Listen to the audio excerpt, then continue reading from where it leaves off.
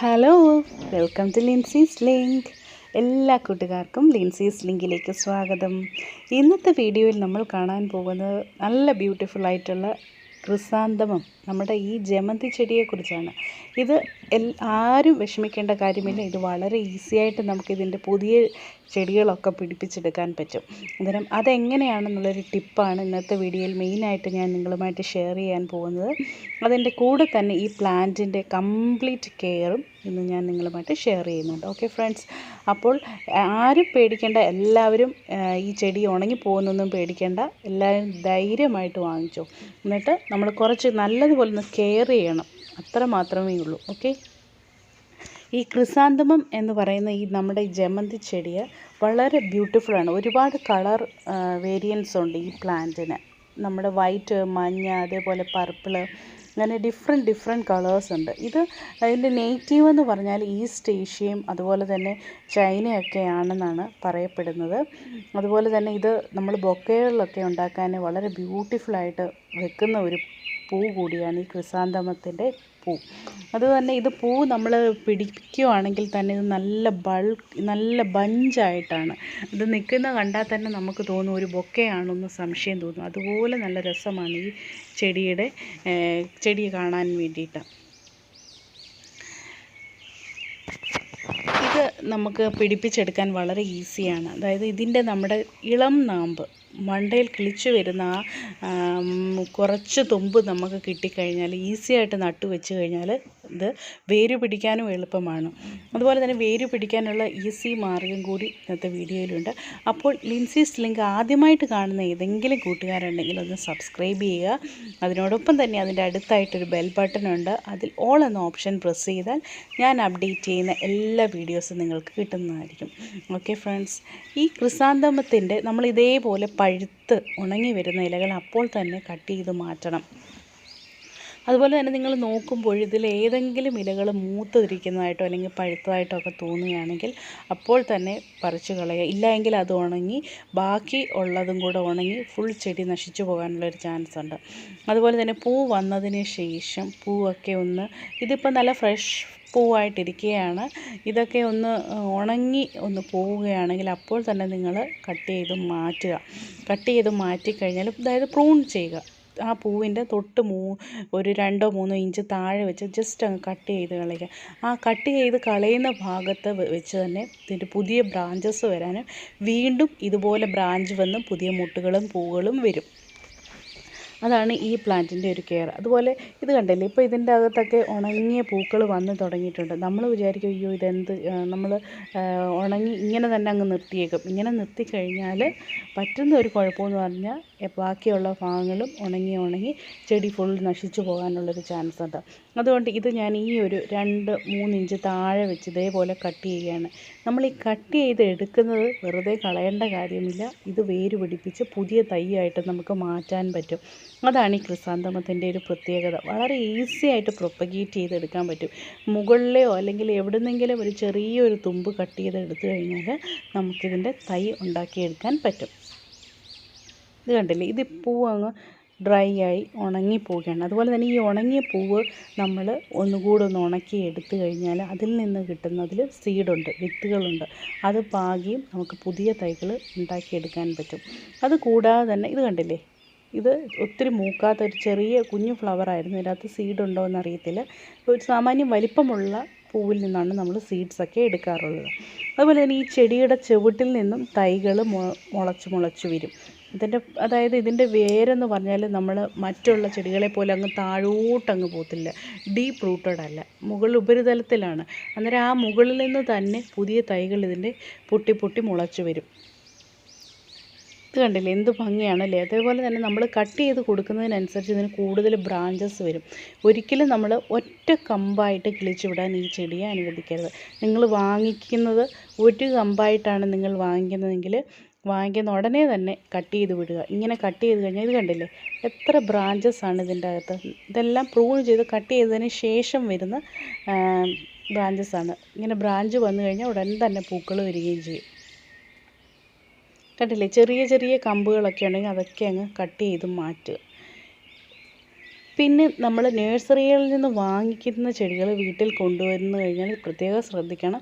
ഈ ചെടിക്കകത്തൊക്കെ മിലി ബഗ്സും വേറെ എന്തെങ്കിലും ഇൻഫെക്ഷനോ അങ്ങനെ എന്തെങ്കിലും ഈ ജീവികളോ ഒക്കെ ഇരിപ്പുണ്ടോ എന്ന് പ്രത്യേകം ശ്രദ്ധിക്കണം. കാരണം ഇങ്ങനെയൊക്കെയുള്ള ചെടികളിൽ കുറേ കീടങ്ങൾ ആക്രമിക്കാനുള്ളൊരു ചാൻസ് ഉണ്ട്. അത് പ്രത്യേകം ശ്രദ്ധിച്ച് വേണം നമ്മൾ വാങ്ങാൻ വേണ്ടിയിട്ട്. നല്ലപോലെ ഒബ്സർവ് ചെയ്യണം പ്ലാന്റ്.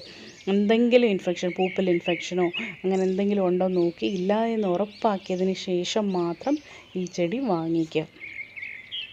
വാങ്ങിച്ചു കഴിഞ്ഞാൽ പഴുത്തു പോകുന്നൊന്നും പേടിക്കേണ്ട.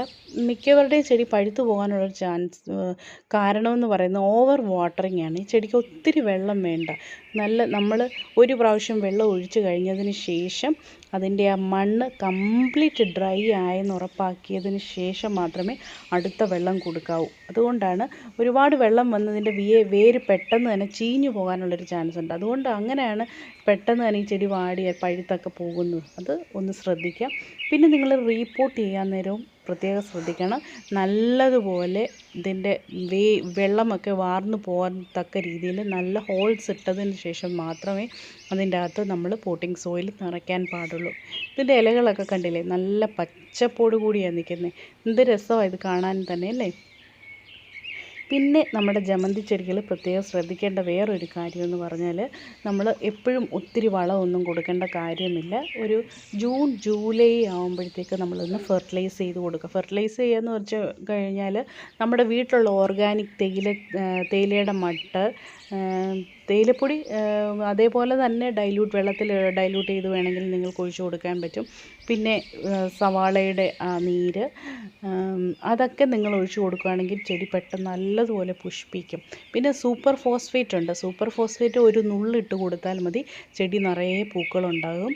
ഇങ്ങനെ അതുപോലെ പൊട്ടാഷ് ഇതൊക്കെ ചേർത്ത് കൊടുക്കുന്നത് വളരെ നല്ലതാണ്. ഇതൊന്നുമില്ല എങ്കിൽ കുറച്ച് ചാണകപ്പൊടി മാത്രം മതി ഈ ചെടിക്ക് പൂക്കാൻ വേണ്ടിയിട്ട്. ഏറ്റവും നല്ല വളമാണ് ചാണകത്തിൻ്റെ പൊടി.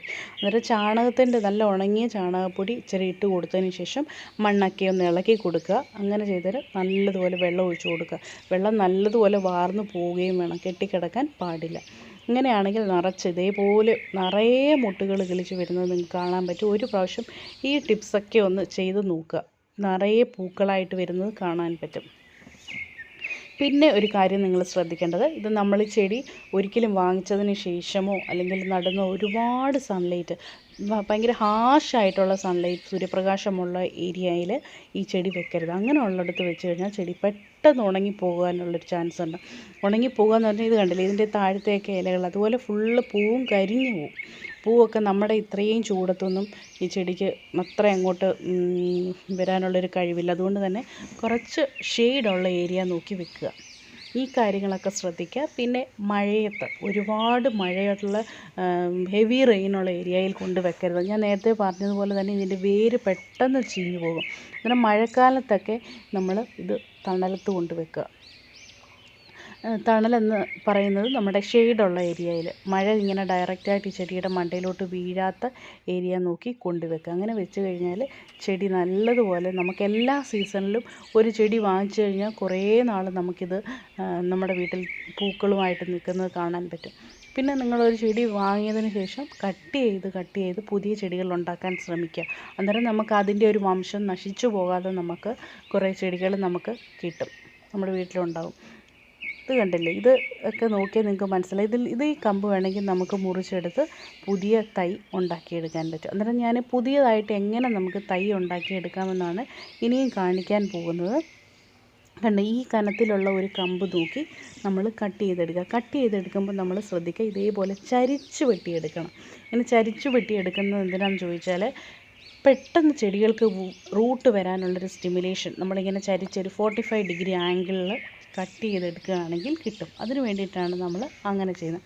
അതിനുശേഷം ഈ പോട്ടിംഗ് മിക്സ് എന്ന് പറഞ്ഞാൽ നമ്മുടെ മണ്ണും മണലും അതുപോലെ തന്നെ കുറച്ച് കൊക്കോപ്പിറ്റും കൂടെ ചേർത്തൊരു മിശ്രിതമാണ് ഇതിലേക്ക് ഞാൻ നടാൻ പോകുന്നത് നമ്മുടെ അലോവേരയാണ് റൂട്ടിംഗ് ഹോർമോണായിട്ട് യൂസ് ചെയ്യാൻ പോകുന്നത്. ഇതിനൊരു ചെറിയൊരു പീസ് റൂട്ടിംഗ് ഈ അലോവേരയുടെ കഷ്ണം മതിയാകും. കാരണം അലോവേര പെട്ടെന്ന് റൂട്ട് വരാൻ സഹായിക്കും. പ്രത്യേകിച്ച് ജമന്തിക്കൊക്കെ ഒരാഴ്ചയ്ക്കുള്ളിൽ തന്നെ വേര് വരും. അന്നേരം ഇത് ഞാൻ ചെറിയ പീസായിട്ടൊന്ന് കട്ട് ചെയ്തെടുക്കാൻ പോവുകയാണ്. കണ്ടോ, ഈ ഒരു പീസ് നമ്മൾ ഈ മണ്ണിലേക്ക് ഇറക്കി വെക്കുകയാണ്. ഇറക്കി വെച്ചതിന് ശേഷം നമ്മൾ ഏത് കമ്പാണോ നടാൻ പോകുന്നത് ആ സ്റ്റെമ്മ് ഇതിലേക്കൊന്ന് കുത്തി വെക്കുക. ഇതേപോലെ കുത്തി വെക്കുക. അതിന് ശേഷം ഇത് മണ്ണിട്ട് നല്ലതുപോലെ അങ്ങ് മൂടി കൊടുക്കുക. ഇത്രയും കാര്യം മാത്രം ചെയ്താൽ മതി. നമുക്ക് ഈ പുതിയ തൈ വളരെ ഈസി ആയിട്ട് തന്നെ നമുക്ക് പിടിപ്പിച്ചെടുക്കാൻ പറ്റും. ഒന്നും വിഷമിക്കേണ്ട കാര്യമില്ല. ഒരു ചെടി നശിച്ചു പോകുമ്പോഴത്തേക്ക് നമുക്ക് അടുത്ത തൈ നമുക്ക് ഉണ്ടാക്കിയെടുക്കാൻ പറ്റും. ഈ ഒരു മെത്തേഡ് ഒന്ന് ഫോളോ ചെയ്താൽ മതി. അതുമാത്രമല്ല വേറെ ഒരുപാട് റൂട്ടിംഗ് മെത്തേഡ്സ് ഉണ്ട് നമ്മുടെ ഈ ജമന്തിയെ വേര് പിടിപ്പിക്കാൻ വേണ്ടിയിട്ട്. അത് ഞാൻ വേറൊരു വീഡിയോയിൽ ഞാൻ വിശദമായിട്ട് കാണിച്ചു തരാം. ഇപ്പോൾ എല്ലാം കൂടി കാണിക്കാനുള്ളൊരു സമയമില്ല, അതുകൊണ്ടാണ്.